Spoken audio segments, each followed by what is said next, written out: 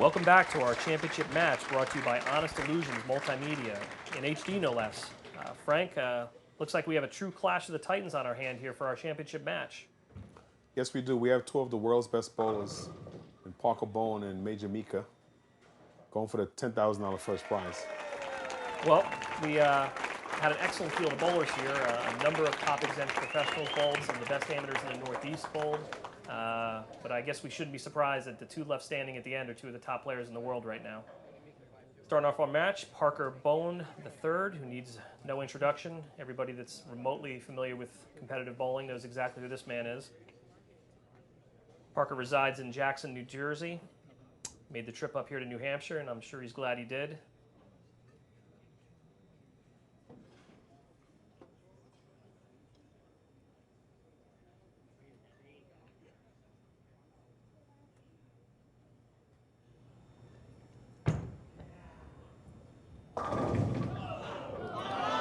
Oh, is it good? Nearly trips out the 6-8. Solid opening shot for Parker. If I'm not mistaken, Frank, he's the only left-hander that made the finals. Is that accurate? Yes, he's the only lefty that qualified of the 20 qualifiers that we had. And he qualified with a score of 1062 for plus 62 for 5 games. Well, this wouldn't be the first time that Parker's put on a good performance when he was the only lefty in the field to do it. So Parker gets out of the box clean, and Mika gets up with his first shot to start the championship match. Mika coming off a closely contested, tight, grinded out type of match with Todd Lathrop.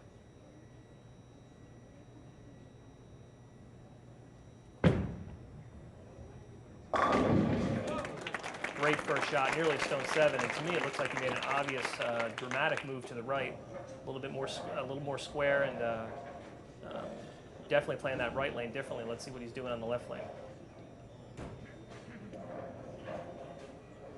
Unlike the first match when Mika was throwing two different balls, I believe he's throwing the same ball now in both lanes.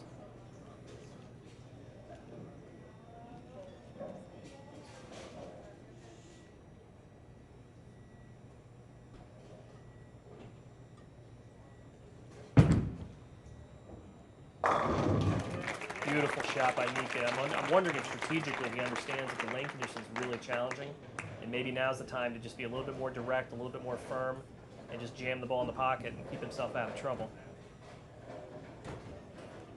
Parker up in the second, already a little bit down with Mika doubling.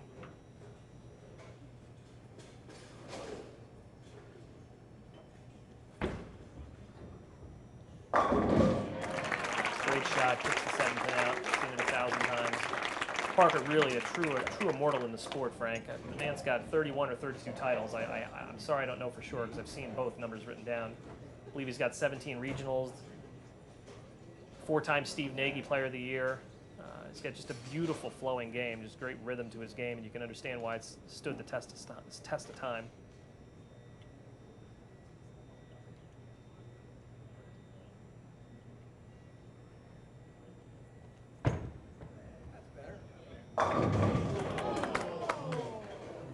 Good shot, but couldn't get the 7 pin out. As we said, Frank, obviously the lane condition isn't easy, so any ball that gets in the pocket, I'm sure the bowler should be pretty happy with. That is definitely true.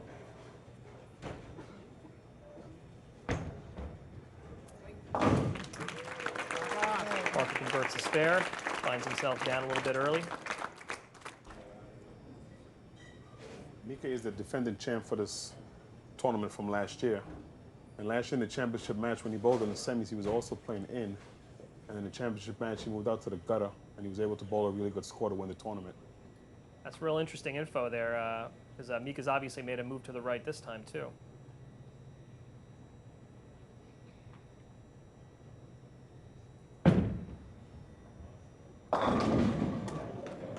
Good shot, 4 pin doesn't go.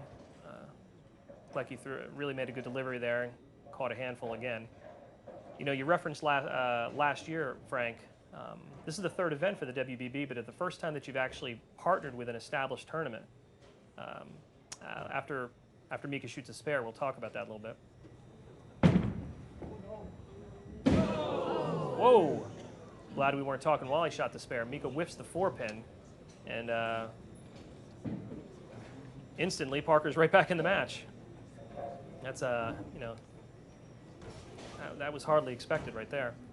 But back to the point, Frank, Steve Hardy is a great bowler in his own right, the owner of the bowling center. For years, for several years, I believe 6 years, has been running a tournament here that's gotten great support from the pros, and has been sort of a way to generate some money for some charities. And I think you guys really did a good job partnering the WBB with what these guys already had established in the market.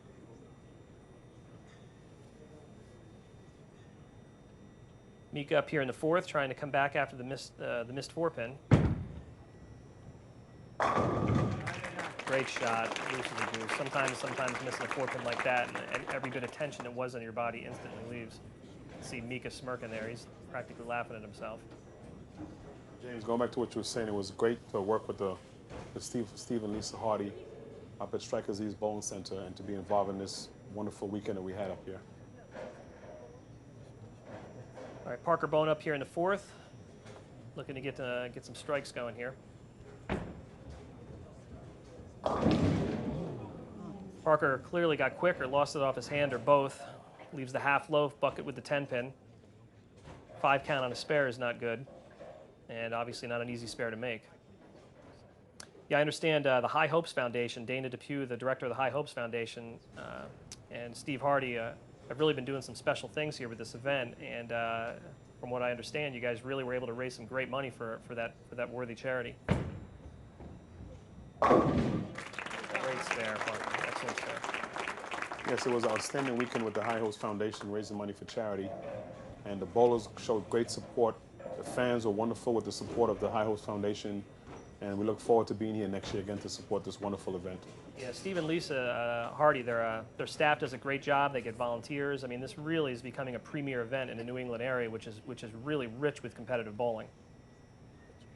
So Parker up in the fifth, coming off a spare.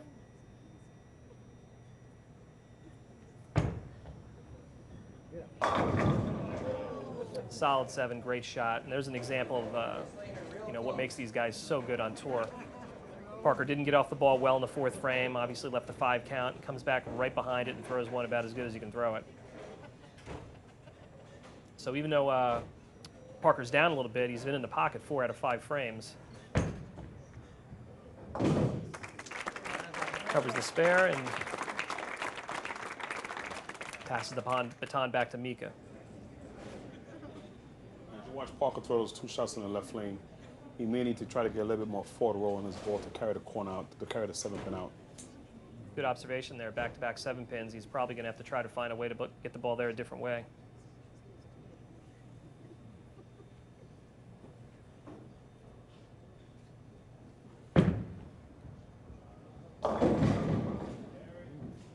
Mika leaves a 2-pin, and fortunate to leave just that.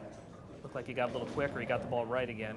But going back to what we talked about in the previous match, the lane condition is quite demanding. These guys don't have a lot of room to work with. And again, to me, and I know a lot of people that I know in the bowling community, this can be really compelling bowling. They're not striking every frame, but when it's not guaranteed at the pocket, the premium is on shot making, and it really can be a lot of fun to watch. He covers the spare, and I think I've seen him do that before on the very occasional example.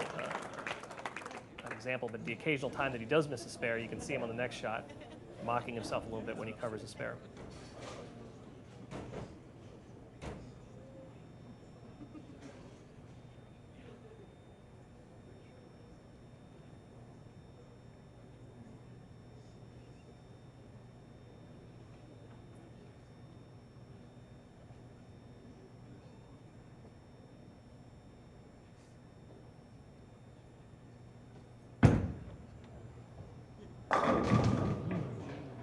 Great shot for Mika, perfect balance at the line. Sometimes I watch that with Mika being such a tall player that the shots that don't give him the results he's looking for at the end usually started with him being off balance at the line. Just a real bad break, and keeps us in a real close match.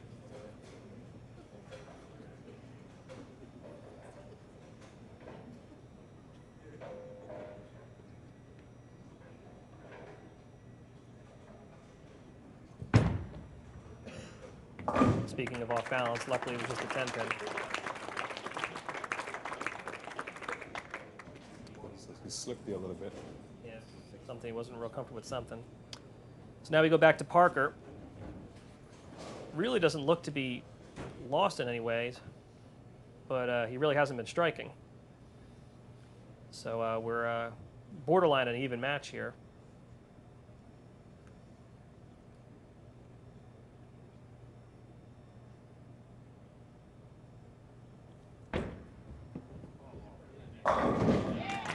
Great shot for Parker. Rips the 7-pin out. Now he's just got to get the 7-pin out on the left lane, and I think he's really going to be in good shape.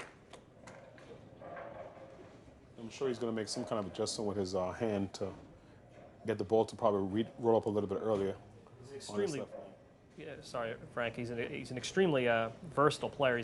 I've always felt he's had one of the most beautiful games in bowling, just so rhythmic and fluid. And you know, years from now, I think he'll be talked about with the Ozios and the Jim Stefanich and Dave Davis, Dick Rickver, Jack Popovich, some of the great, fluid, beautiful games that people remember.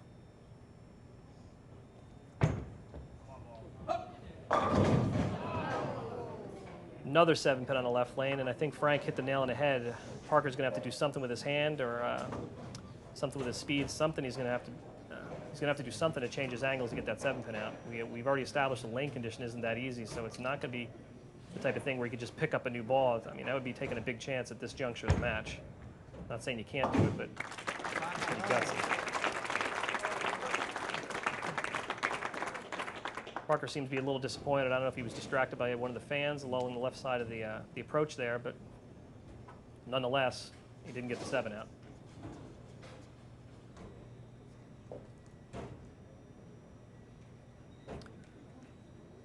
So Mika up in the 7th, spare up. Needs to find a way to start striking and take control of this match.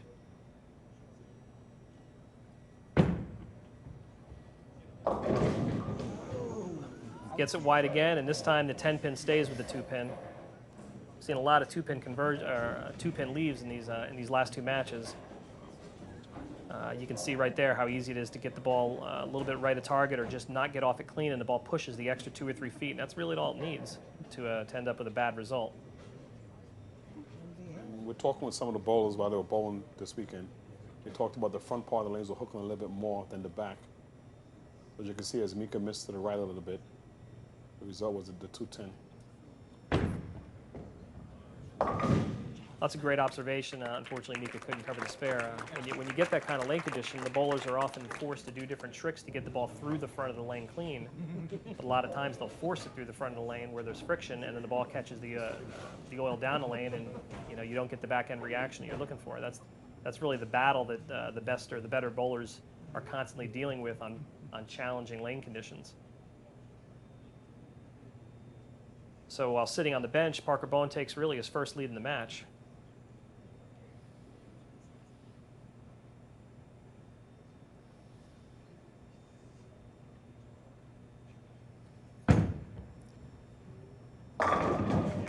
Great shot, 10 in the pit. Really important shot for Mika there because Parker's obviously been in the pocket and just not been able to get the 7-pin out. And a player of Parker's caliber, it won't take long before he does get the 7-pin out.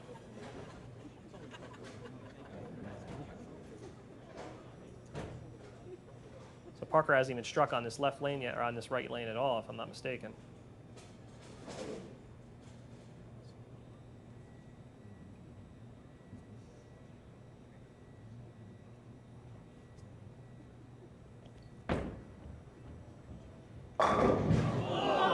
Oh, terrible break.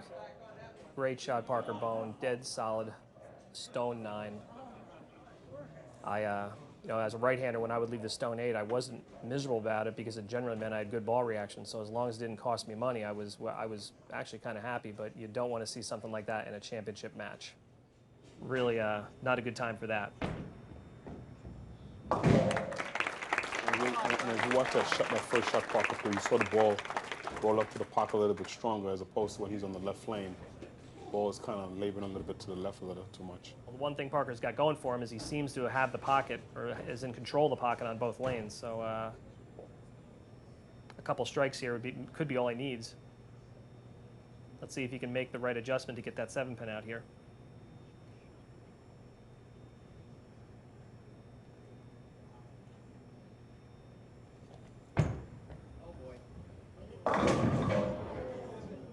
Almost trips the 4-pin on the cross. Sure he wasn't happy with that. A little bit square. I don't know if he pulled it right at target or it came off his hand bad, but he was fortunate to get a 9 count and a very easy spare. Also didn't lose any wood.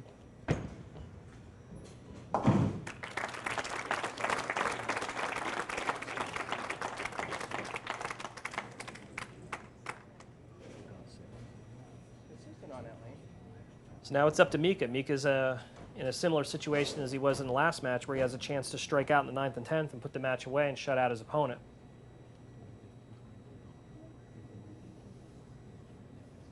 But he sort of had the 2-pin, 4-pin combos going on the right lane. He 4-pinned and missed it in the 3rd frame, and obviously left the 2-10 last time he was up here. So we'll see what kind of adjustment he makes off that. You can see he's thinking about it.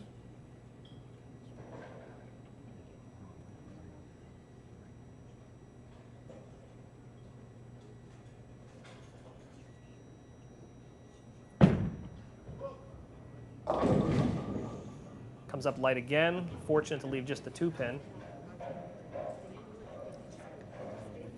Obviously, Mika's lost that right lane. Remember the previous match with Todd? Todd left the 2-pin combination about 3 times in that right lane.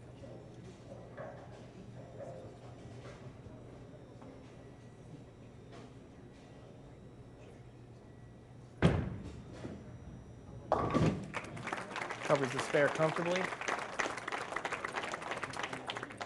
So Mika gets up in a chance for a 193 max if he strikes out in the 10th.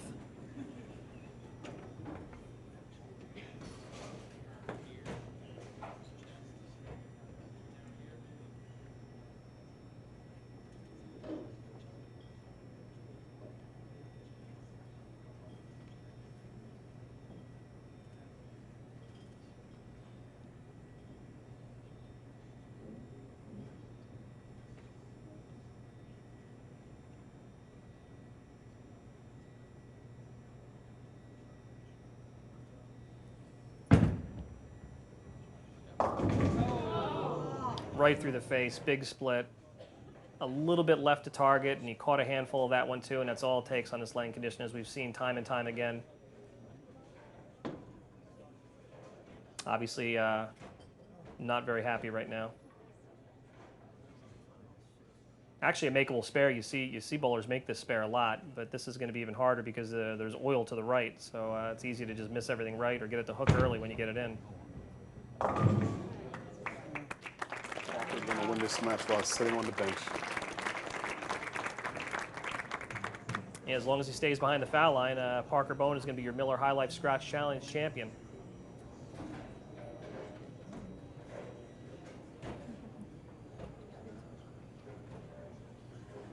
And well-deserved for Parker. Parker's been a great supporter of this event. I believe he's bolded. If I talked to Steve Hardy prior to the tournament, I believe Parker's supported this tournament every year. He only missed it the first year. Another 7-pin safe shot, but that's enough. $10,000 winner for Parker Bohn. Congratulations to him. Excellent bowling. His best finish previous to this, I believe, was 2nd.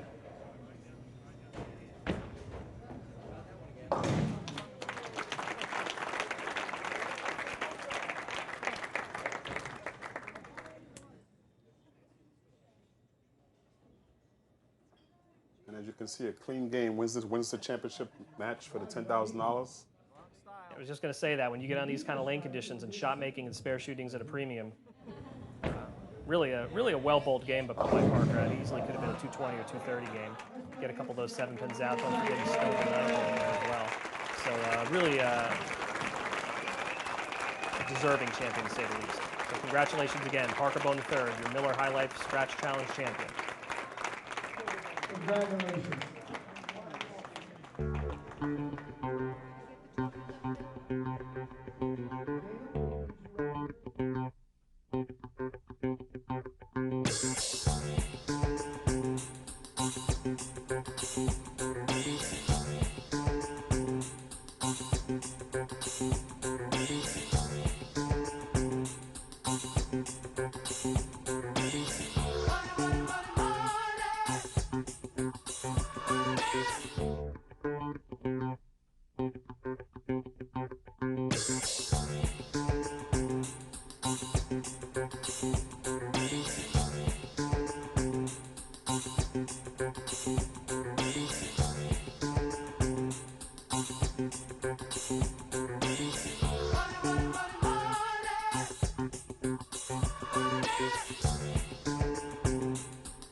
Thank you.